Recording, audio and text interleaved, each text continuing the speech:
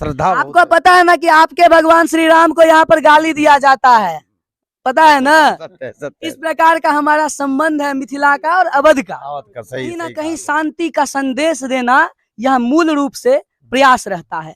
मतलब यहाँ पर कोई धर्म की बात नहीं है, यहाँ पर कोई एक धर्म की बात नहीं है, यहाँ पे सर्व सर्व कल्याण।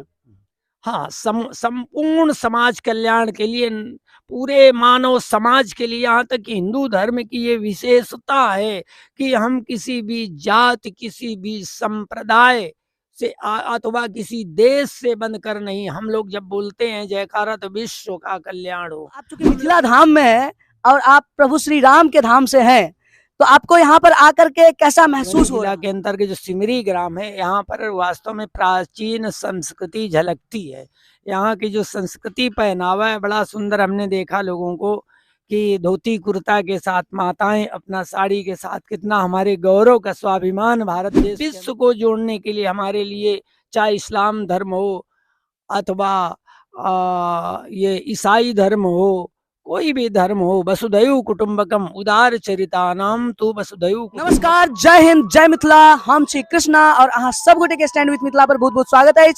एखन हम वर्तमान में उपस्थित छी सिमरी गांव में, और इस सिमरी गांव में एक जबरदस्त नजारा हमरा देखे के भेटल है, और वो नजारा छे भागवत कथा वाचन के।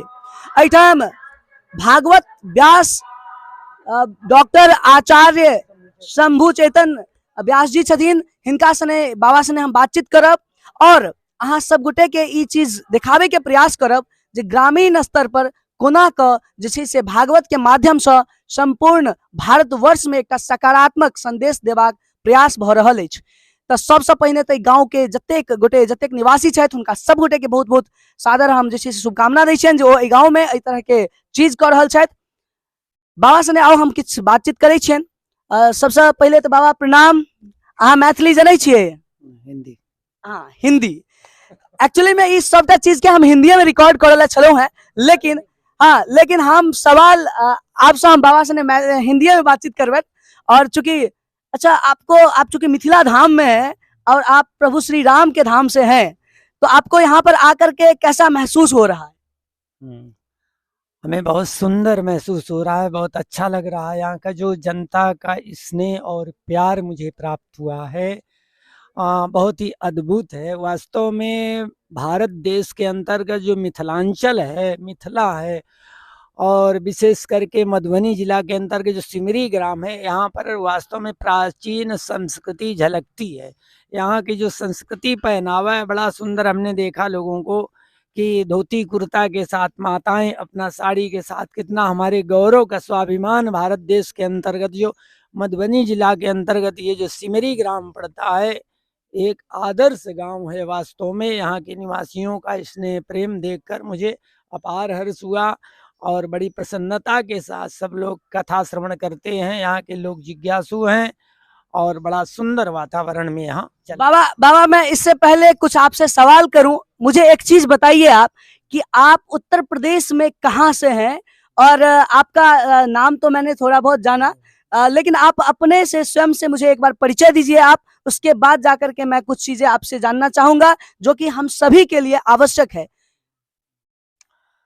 ऐसा है कि देखो, जीवन यात्रा, ये साधु जीवन जो होता है, विरक्त जीवन जो होता है, तो हमारे धर्म शास्त्रों में एक विरक्त एक गृहस्थ होते हैं। तो विरक्त मार्ग हमारी शिक्षा और दीक्षा वाराणसी काशी में हुई, और गुरु स्थान हमारा नैमिषारण्य सीतापुर उत्तर प्रदेश है। तो बनारस, काशी बनारस में आचार्य करने के बाद हम कुछ दिन कामेश्वर संस्कृत विश्वविद्यालय में भी कुछ दिन तक अध्ययन किया। कामेश्वर विश्वविद्यालय ये जो दरभंगा का है? हाँ, इसमें भी हमने अहिल्या स्थान जो है, अहिल्या स्थान में रहकर कुछ दिन पढ़े और दरभंगा में परीक्षा दिया था। इसके बाद काठमांडू चले गए, वहाँ से AA हिंदी और संस्कृत में किया। वहीं से श्री कृष्ण तत्व विमर्श तर्क संहिता के आधार पर PhD किया वहीं से, और एकता के सूत्र में बंध करके देश और समाज का विकास करें, जिसके लिए हमारा प्रयास रहता है। श्रीमद् भागवत के माध्यम से हम विश्व को जोड़ने के लिए, हमारे लिए चाहे इस्लाम धर्म हो अथवा ये ईसाई धर्म हो, कोई भी धर्म हो, वसुधैव कुटुंबकम उदार चरितानाम तो वसुधैव कुटुंबकम, सारा संसार ही अपना परिवार है। इसलिए संप्रदाय और जाति इन सब से ऊपर उठ करके एक देश में क्रांति हो, समता हो, सभी में एकता का संदेश जाए, इसके लिए हम श्रीमद् भागवत के माध्यम से प्रयास करते हैं। हम लोग विश्व का कल्याण मनाते हैं। ऐसा नहीं सिर्फ अपने लिए हो, अपने समाज के लिए नहीं, संपूर्ण मानव जाति के लिए का कल्याण हो, सब में शांति हो, सब लोग मिलजुल करके रहें। जो आपस में ये झगड़ा, जो आतंकवाद ये सब चल रहा है, ये समाप्त होकर के भारत एक समृद्ध देश बने, ऐसी हम लोगों की चाहना है। साधु समाज इसके लिए एकजुट हो करके और समाज में शांति का संदेश फैला रहे कि सब में शांति हो जाए। बिल्कुल। मेरा अगला सवाल यह है कि आपने अभी तक कितने स्थान पर भगवत कथा वाचन किए हैं? भागवत कथा तो हमने बहुत स्थानों में किया, अभी बताना तो संभव नहीं, हजारों जगह किया है, कहाँ कहाँ बताऊं। उसमें सिमरी का स्थान कहाँ है? सिमरी का स्थान देखो, सिमरी में ये तीसरी भागवत है, और इसके पहले पाली में किए थे 2 बार, और मधुआपुर में किया 2 बार। हाँ, यहाँ बिहार के अंदर। कितने दिनों का ये होता है ये सारा कुछ? ये भागवत सप्ताह 7 दिन का होता है। अच्छा, इसमें क्या क्या प्रोसेस रहता है, वो सारी चीजें जरा सा मैं जानना चाहूंगा। ऐसा है, इसमें पहले श्रीमद् भागवत में 18,000 श्लोक हैं।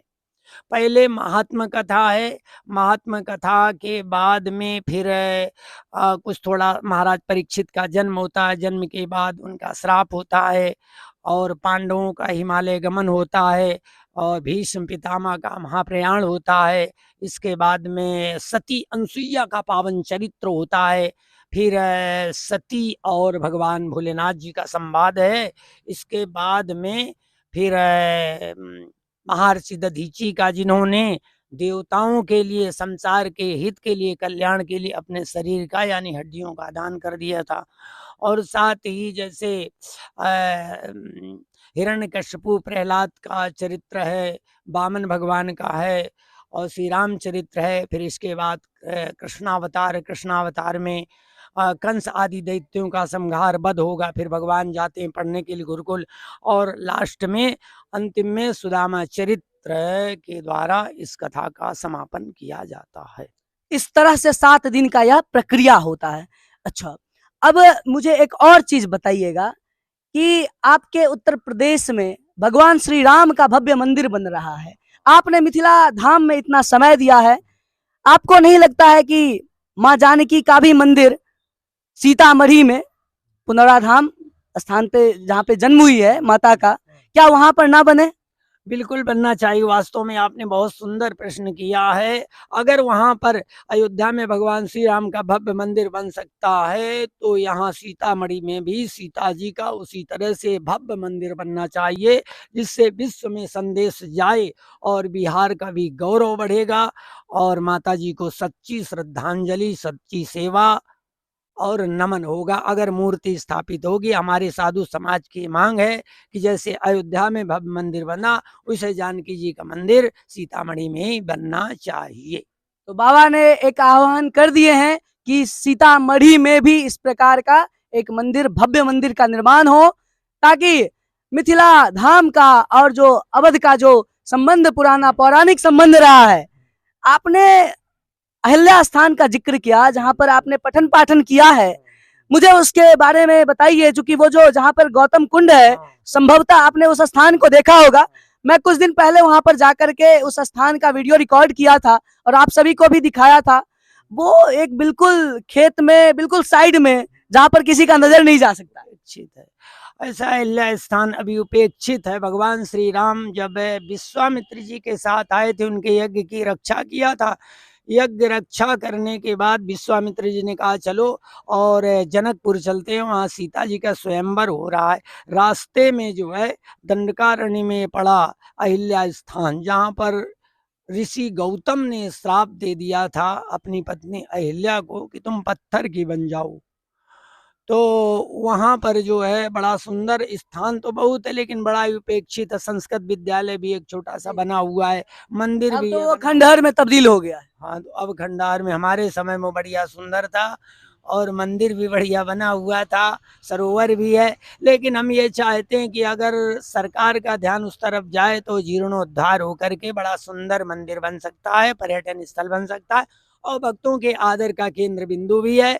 तो भक्तों को भी उससे आनंद मिलेगा और जनता को लाभ। हमने प्रयास किया आप सभी को जो है so stand with Mithila channel के माध्यम से दिखाने का।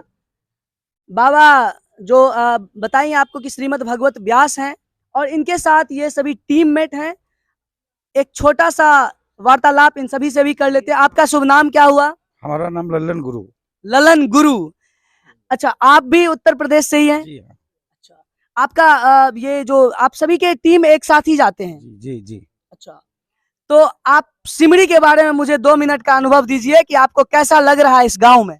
बहुत अच्छा लगा और बहुत यहाँ का वातावरण बहुत अच्छा लगा। श्रद्धालु लोग बहुत हैं यहाँ पे, श्रद्धा बहुत आपको है। पता है ना कि आपके भगवान श्री राम को यहाँ पर गाली दिया जाता है, पता है ना? सत्य है, सत्य इस है। प्रकार का हमारा संबंध है मिथिला का और अवध का। दावत का सही सही कहा, सही कहा।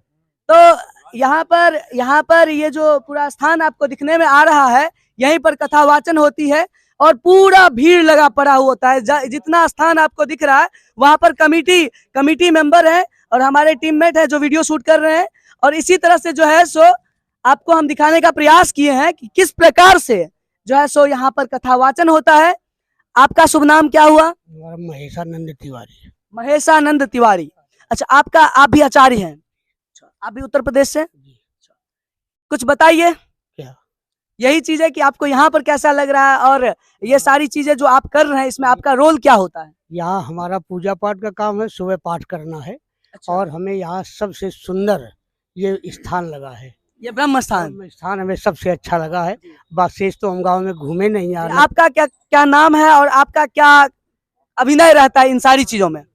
हमारा नाम तो इसे जितेंद्र सिंह भदौरिया है जी। और यूपी से, जनपद कानपुर से, और मैं कीबोर्ड प्लेयर हूँ।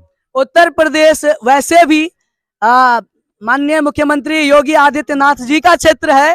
अच्छा बाबा, ये भागवत कितने देर का होता है ये मैं जानना चाहता था। यहाँ पर कथा वाचक कितना देर होता है? ऐसा है कि ये श्रीमद् भागवत कथा है तो टाइम 4 बजे से 9:30 बजे तक, लेकिन अब जो है लोग आने में थोड़ा सा विलम्ब हो जाता है, इसलिए 5 बजे से 9:30 बजे तक है।